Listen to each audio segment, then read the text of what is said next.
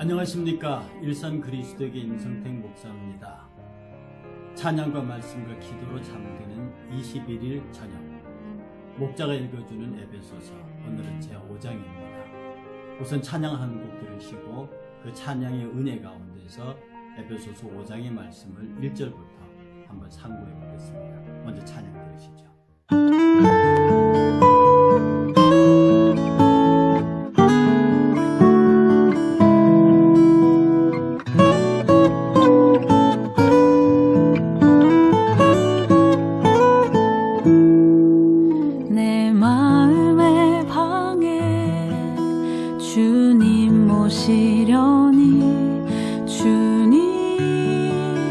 앉으실 곳이 없네.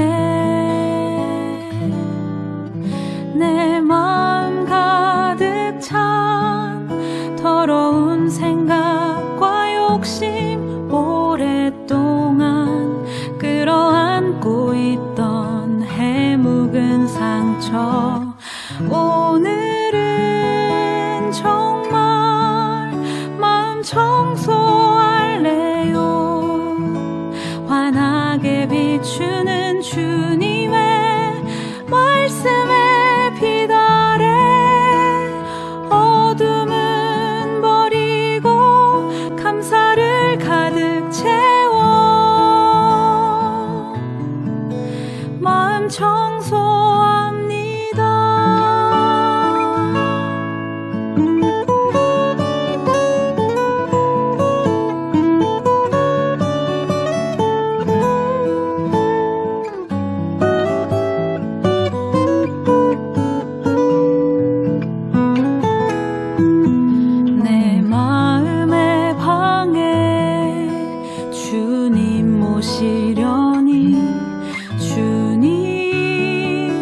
앉으실 곳이 없네.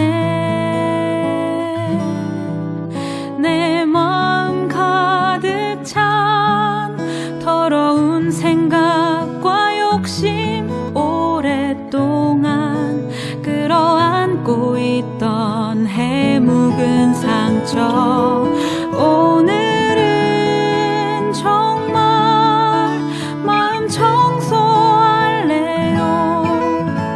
환하게 비추는 주님의 말씀에 빛 아래 어둠은 버리고 감사를 가득 채워 마음 청소합니다. 오늘은 정말 마음 청소할래요. 환하게 비추는 주님의 말씀에 빛 아래 어둠은 버리고 감사를 가득 채워 아픔은 씻고 그곳에 사랑을 담아 마음 청소합니다.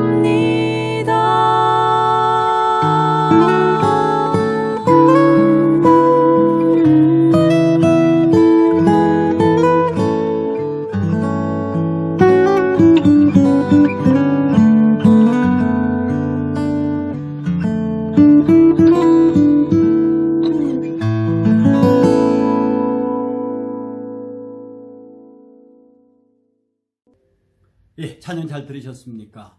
오늘도 여러분의 가정에 평안한 기쁨이 찬양 가운데 함께 하시기를 주의 이름으로 축복합니다. 에베소서 5장 1절부터 4절까지의 말씀입니다. 제가 천천히 봉독해 드립니다. 그러므로 사랑을 받는 자녀같이 너희는 하나님을 본받는 자가 되고 그리스도께서 너희를 사랑하신 것 같이 너희도 사랑 가운데서 행하라. 그는 우리를 위하여 자신을 버리사 향기로운 제물과 희생제물로 하나님께 드리셨느니라. 음행과 온갖 더러운 것과 탐욕은 너희 중에서 그 이름조차도 부르지 말라. 이는 성도에게 마땅한 바니라.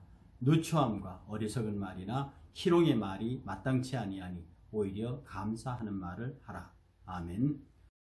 오늘 말씀 갖고 함께 나누겠습니다.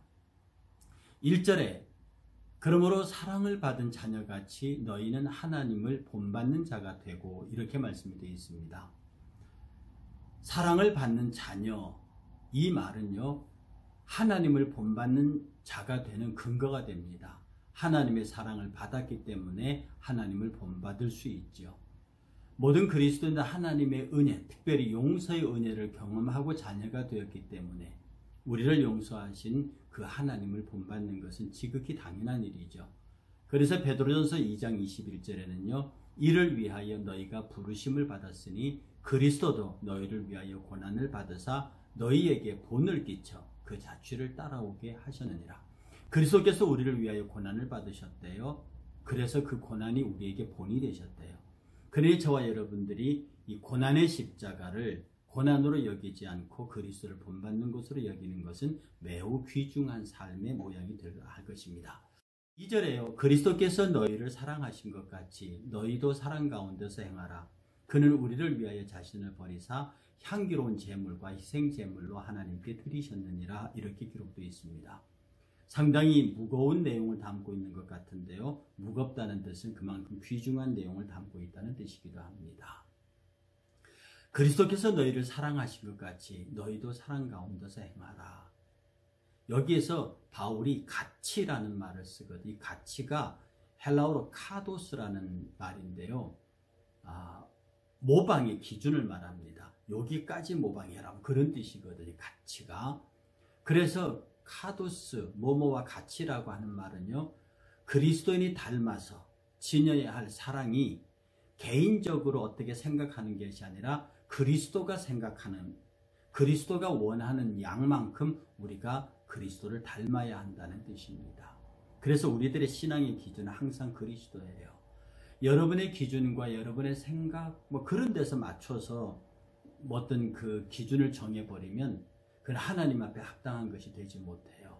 그래서 그리스도께서 너희를 사랑한 것 같이 너희도 사랑해라. 그리스도께서 너희를 용서하신 것 같이 너희도 용서해라.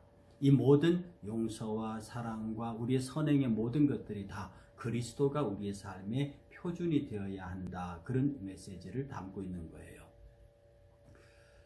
그 후반절에 보면 그리스도께서 너희를 사랑하신 것 같이 너희도 사랑 가운데서 행하라. 그는 우리를 위하여 자신을 버리사 향기로운 제물과 희생 제물로 하나님께 드리셨느니라. 이런 후반절의 말씀이 있는데요. 우리를 위하여 자신을 버리셨다. 그래서 향기로운 제물과 생축으로 하나님께 드리셨다. 예수 그리스도가 하나님 앞에 향기로운 제물이 되고 생축으로 드려진 당신의 제물이 되셨다는 뜻이거든요. 그래서 그리스도인의 생활 원리가 바로 희생적인 사랑 위에 이루어져 하는 이유가 뭐냐면 그리스도께서 우리를 위하여서 자신을 희생 제물로 드리셨기 때문입니다. 그 우리를 위하여라고 하는 뜻은 우리를 대신하여라는 뜻이거든요.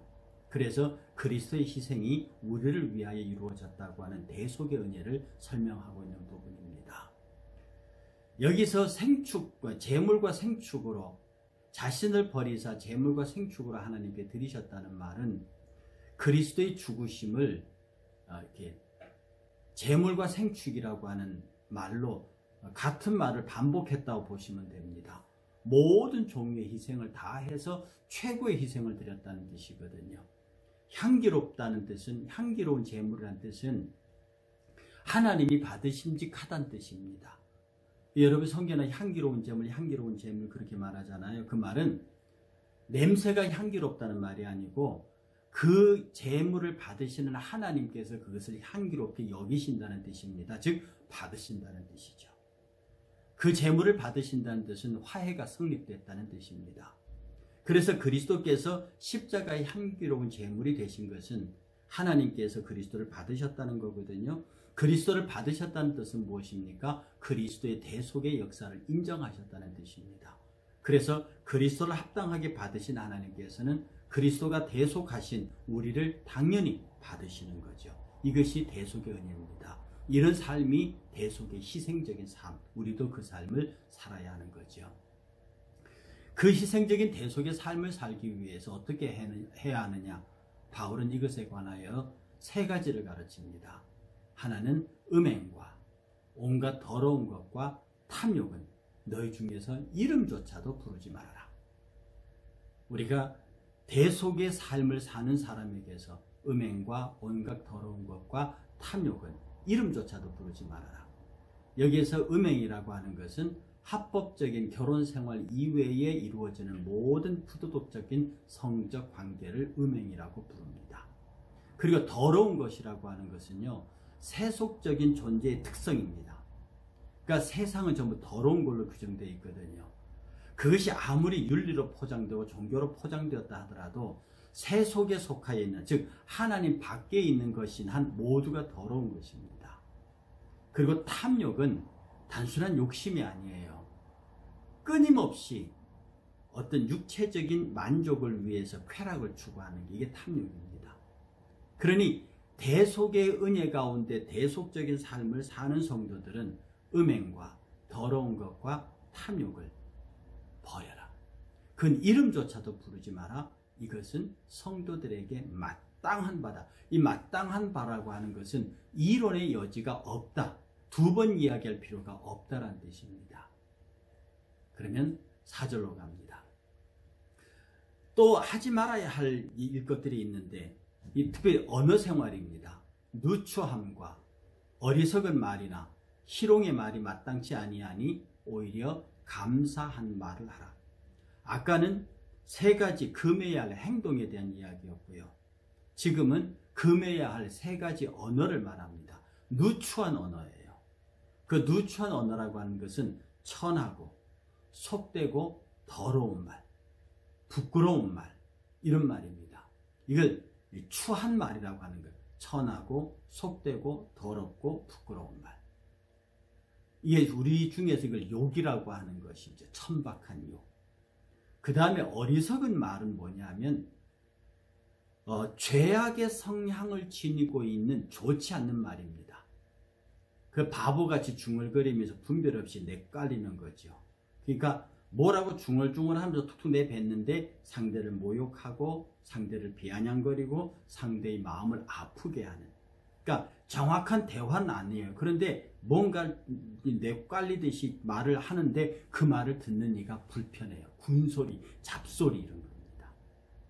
그 다음에 희롱의 말은요, 원래는 재치 있는 농담이라는 뜻이었어요.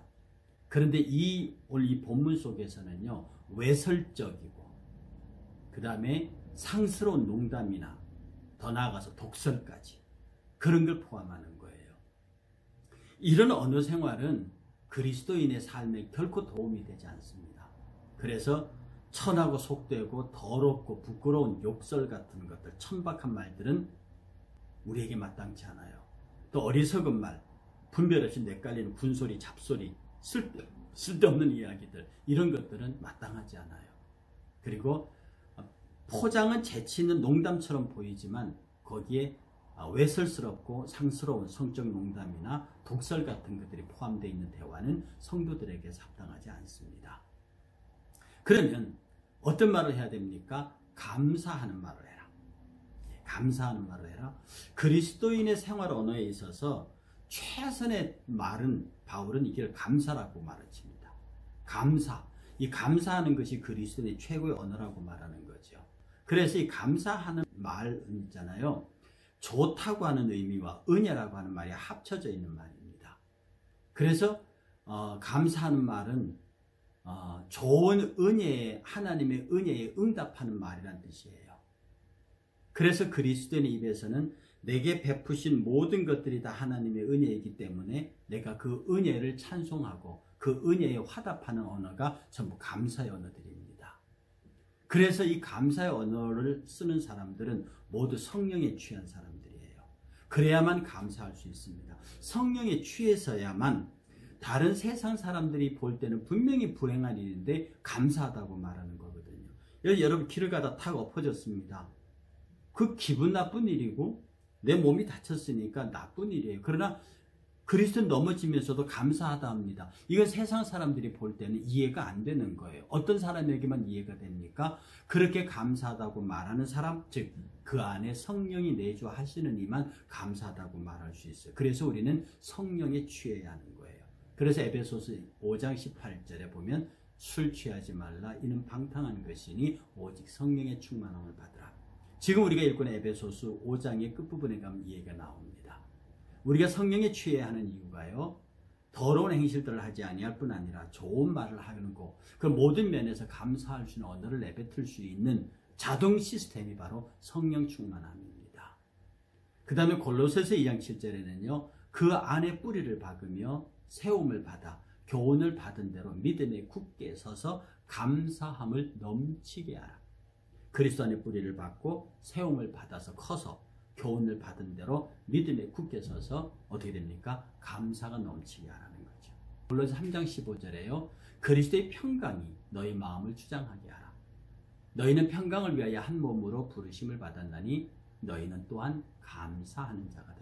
안에 평강이 있느냐? 그 평강이 밖으로 드러날 때 평화의 관계를 이루는데, 그 평화의 관계를 이루는 모든 사람들에게 감사하다라고 말할 수 있다는 거예요.